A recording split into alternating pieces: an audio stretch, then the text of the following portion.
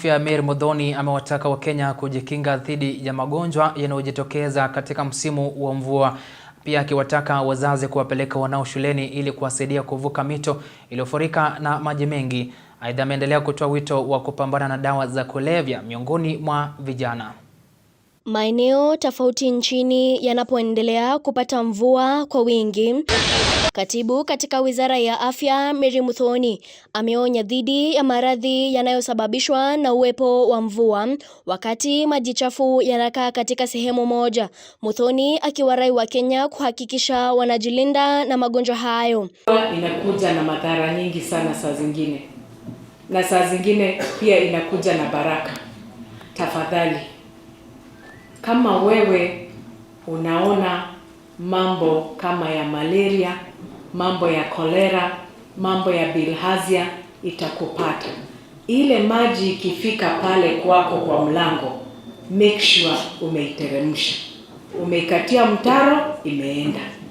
Tusikuje tukapatwa na magonjwa yenye tunaweza tukapuuza pale kwa manyumbani metu, sababu magonjwa mengi inatupata na tunaweza tukayazuia. Akitoa wito kwa madereva kuwa waangalifu barabarani na kufuata sheria zake, huku akiwahimiza wazazi kuwapeleka wanao shuleni ili kuwasaidia kuvuka mito iliyosombwa na maji msimu huu wa mvua. Saa hii unaweza pata kuna mikasa mingi sana katika barabara. Kama wewe ni mtu wa kuendesha gari, wacha kuendesha gari kama ile ya miraa.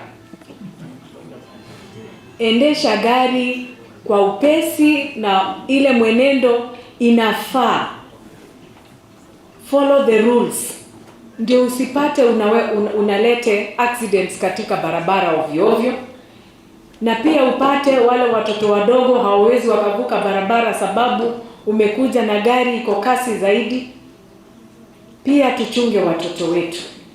Watoto wetu wakienda shule, you make sure they are accompanied by a grown-up person or a big person who can be able, anaweza akawavukisha mto, anaweza akawavukisha barabara, ndio wasipatwe na hizi accidents mingi.